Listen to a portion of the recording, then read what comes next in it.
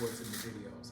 All right, first, ego check. The ego check is something that a good friend of mine originated. His name is Rashad Howard. He's the CEO and the co-founder of this company called Epigen. And he defines the ego. He says you have a big ego and you have a little ego, right? The big ego, it tells us, I know this already. Why should I listen to you? That's the big ego, right? It also tells us, I'm an adult. What do you know, little kid?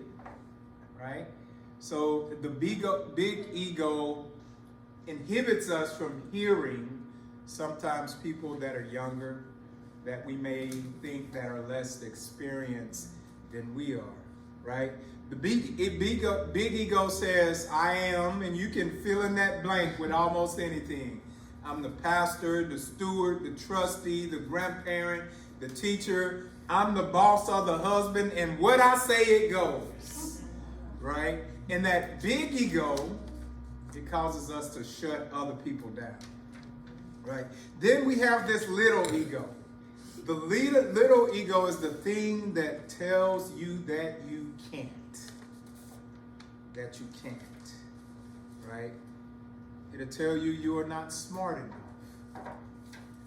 The little ego will tell you that they will think that I am stupid, or my idea is stupid. So I'm not going to say anything or do anything. I'm just going to sit here, or I'm not going to show up. Because our little ego, that's that thing that kind of tells you you don't matter. Right? That's your little ego.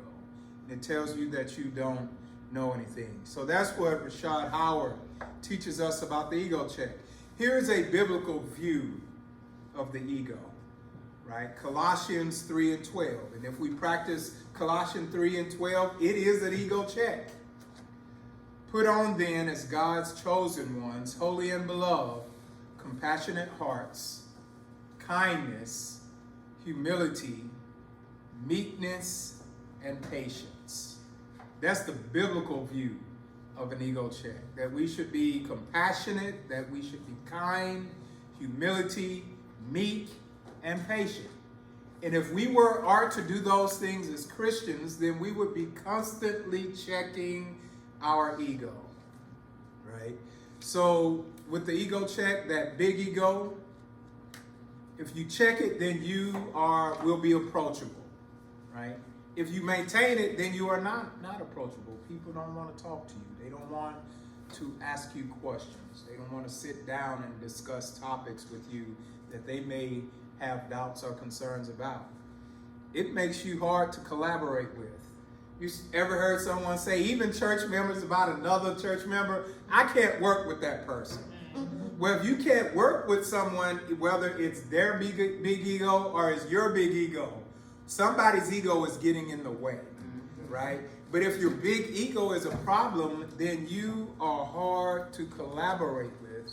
And if we can't work together, if we can't build a team, we're not going to be as effective in kingdom building as God has called us to be. The big ego prohibits us from learning from others. So we think we know it all, right? Or I'm educated. I went and got my degree. I got everything I need to know. What can you teach me? Right?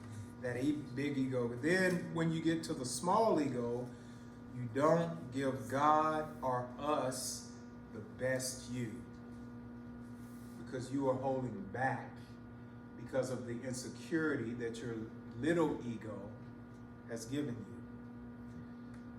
We miss out on your contribution, right? If you let your little ego get in the way, right, then Mount Zion, Evening Star, misses out on the gifts, the input that you had.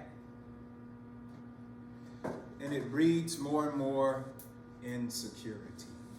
Right? So this is what Mr. Howard taught us about the ego. And we start at our meetings, and I do this all the time. In fact, I didn't bring it with me, but I have a little wooden coin with ego check. And sometimes when I go places, I put it in my pocket and I play with it to remind me to check my ego, right? Once I went to a conference in Florida last year, last December, and I showed up and I started walking around and I was noticing the people that were there. These were national movers in the church. And my little ego started taking over and said, man, you don't belong here. Look at all these people that are here, right? And I had to check my little ego and say, yes, I may not, have done everything that they have done, but I have a place at the table right here. So I'm going to check my ego this morning. I'm going to check my big ego first. My big ego tells me you're a pastor, right? You have the answers.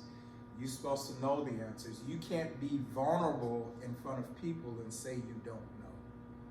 That's my big ego.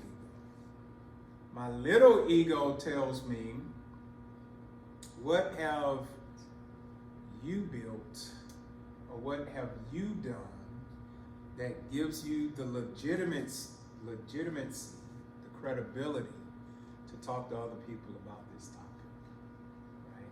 Because when you walk into churches that I've pastored, there's a absence of younger people just like there are in most churches, right? So even that little ego tells me that I am not worthy to lead this discussion. So you may have some big ego issues, or you may have some little ego issues with you this morning. Check your ego, both the big and the small, so that we can learn together this morning and we can collaborate and allow the Holy Spirit to speak and move in each and every one of us.